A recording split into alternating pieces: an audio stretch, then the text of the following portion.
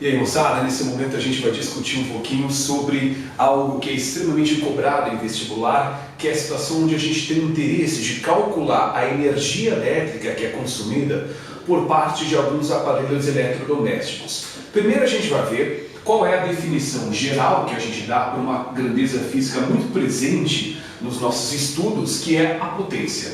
Nós entendemos por potência como sendo, basicamente, a energia que é consumida em um processo durante o tempo de duração desse processo. Isto é, no caso dos aparelhos eletrodomésticos, a potência pode ser entendida como sendo a energia que é consumida pelo aparelho eletrodoméstico dividido pelo tempo que esse aparelho fica ligado. A energia consumida durante um certo intervalo de tempo. A gente vai abordar aqui primeiro quais são as unidades que são utilizadas para se expressar tanto a potência como a energia e o tempo. Como o objetivo aqui nessa videoaula é de chegar numa expressão que me permita calcular a energia elétrica consumida, eu vou manipular essa equação de tal maneira a isolar o I de energia, tomando-se o ΔT que está dividindo e passando para o outro lado da equação, multiplicando. Aí a gente chega que a energia é igual à potência multiplicada pelo tempo. Este E representa a própria energia consumida, este P representa a potência e o ΔT representa o tempo que esse aparelho fica ligado. Esta potência, ela será expressa numa unidade conhecida como o watt, que é a unidade oficial, e o tempo, ele pode ser expresso em uma unidade que é o segundo, mas no que diz respeito ao consumo de energia elétrica por parte dos aparelhos, não é interessante nós expressarmos o tempo que eles ficam ligados em segundo. E eu vou dizer por quê. As companhias distribuidoras de energia elétrica, elas não utilizam o Joule, que é a unidade oficial para energia, como uma unidade para se expressar o consumo de energia elétrica por parte da residência. Se utiliza muito uma unidade alternativa de energia, que é o kWh, conhecido como kWh. O kWh é a unidade de energia utilizada pelas companhias distribuidoras para se expressar o consumo de energia elétrica por parte dos aparelhos. Se essa aqui é uma unidade alternativa usada pelas companhias distribuidoras, existe uma relação entre o kWh e o Joule, que é a unidade oficial para energia. Essa relação existe e a gente vai ver exatamente agora. Eu vou deduzir para vocês qual é a relação existente entre o kWh e o Joule, isto é, quantos joules eu tenho que ter para formar um kWh? Acompanhem comigo. O quilo é um múltiplo da unidade que vale 1000 alguma coisa.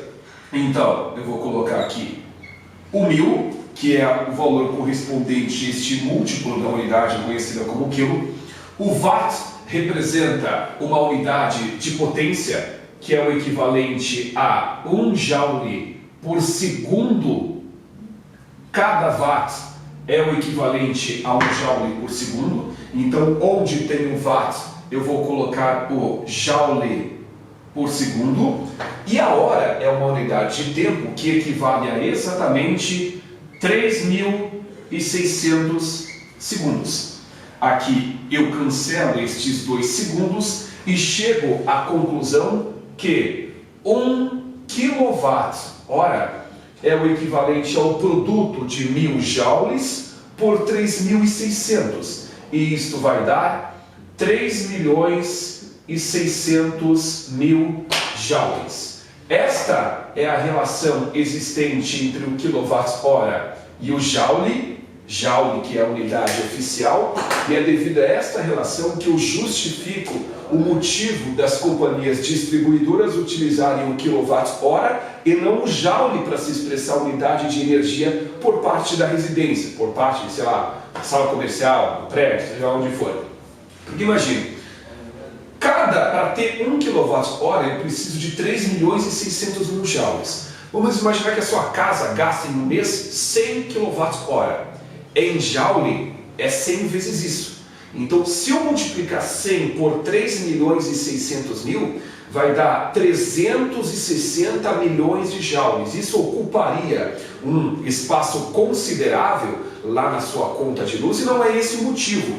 O problema é que é mais difícil de fazer a leitura de um número muito grande do que fazer a leitura de um número mais enxuto, uma informação mais concisa. Escrever 100 kWh é mais fácil de interpretar do que colocar um calhamaço de números correspondentes aos 360 milhões. Este é o motivo de se empregar o kWh e não o joule, que é uma unidade mais adequada. Expressar o joule usar o joule para se expressar o consumo de energia por parte de uma residência é o mesmo que expressar a distância entre São Paulo e Rio de Janeiro em milímetro. É uma unidade completamente inadequada. Vai ficar a distância, óbvio, vai a mesma, usando uma unidade ou outra, só que você vai trabalhar com um número astronômico, tendo em vista que se você utilizasse o quilômetro, você utilizaria uma unidade, uma informação com um número não tão extenso assim. Pois bem, no que diz respeito ao cálculo de energia elétrica, nós também temos o interesse de se expressar a grana que a gente desembolsa para pagar o uso de certos aparelhos eletrodomésticos. Eu não sei aí no estado, na cidade onde você mora, qual é o padrão utilizado pela Companhia Estadual de Distribuição de Energia Elétrica para se fazer o estabelecimento do preço do quilowatt-hora unitário. Eu estou aqui em Chapecó, Santa Catarina, onde a Celesc, que é a Companhia Estadual de Energia Elétrica de Santa Catarina, acredito que esse seja o significado da sigla, adota o seguinte pressuposto. Até pouco tempo atrás eu estava dando uma olhadinha na minha conta de luz e eu vi que lá no canto superior à direita existe uma tabelinha escrita assim, ó, acima de 150 kWh, 0,40. Perdão, não é acima de 0,150, não é acima de 150, é até 150 kWh, 0,40. Acima de 150 kWh, 0,43. O que significa isso? Isso aqui é o que a gente chama de faixa de consumo. Essa informação lá na Celesc, na conta de luz aqui de Santa Catarina, até pouco tempo atrás era assim, acho que não deve ter mudado muito a diferenciação da tarifa, está sendo colocada a seguinte informação. Se a sua residência gasta até 150 kWh, cada um destes kWh vão custar 40 centavos de real. Acima de 150, o que passar de 150, o quilowatt-hora unitário custará 43 centavos de real. Então aqui se faz essa diferenciação de consumo justamente para que fique claro para o consumidor que quanto mais ele gastar, mais caro ele vai pagar pelo que ele gasta. Tá? Essa, de uma certa maneira, é uma forma de se incentivar a economia de luz, já que quanto menos tu gastar, menos tu vai pagar pelo quilowatt-hora gasto. Isso aqui, como eu já mencionei, pode variar de estado para estado e varia também dentro do mesmo estado. Porque eu sei que aqui em Santa Catarina, acredito que nos outros estados também se faz um abatimento no custo unitário do quilowatt-hora para quem mora na zona rural. É mais barato o quilowatt-hora. Da mesma forma que, se eu não me engano, quem gasta menos de 100 ou menos de 80 kWh também sofre um abatezinho no custo unitário do quilowatt-hora. Então quem gasta menos ainda do que isso acaba pagando mais barato pela eletricidade que consome. Eu vou fazer aqui com vocês um exercício que pode vir a solucionar a seguinte pergunta. Tá, como é que eu vou saber se a questão de vestibular que eu vou encontrar, se o exercício que eu vou fazer vai considerar o quilowatt-hora como 40 centavos, 50 centavos, 35 centavos?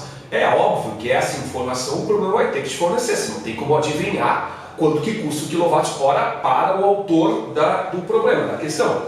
Então, aqui eu vou deixar bem claro isso. E eu vou fazer um cálculo extremamente simples e aí, através desse cálculo, você terá toda a condição de fazer uma estimativa do quanto que você paga de grana e também o quanto que você consome em energia elétrica por parte de alguns aparelhos. Eu vou discutir sobre o grande vilão do consumo de energia elétrica, que é o chuveiro elétrico, e ele é considerado um grande vilão por esse motivo aqui, ó. A potência do chuveiro elétrico de todos os aparelhos eletrodomésticos é a mais alta. Nessa expressão fica claro que a energia elétrica ela é diretamente proporcional à potência. Isso significa que quanto maior a potência do aparelho, maior a energia que ele tende a gastar. Agora é claro que a energia também depende do tempo. E aí o tempo de ligação desse chuveiro não é tão grande quanto de uma geladeira. A geladeira chega a ficar em 10, 12 horas por dia ligada, enquanto que o chuveiro não fica esse tempo todo. Mas, enfim, vamos imaginar que uma pessoa que mora sozinha tenha lá aí na sua casa, seu apartamento, seja lá onde for, um chuveiro com uma potência de 6.000 watts. E ele toma lá um banho por dia, vamos supor que o tempo de duração desse banho seja de 10 minutos.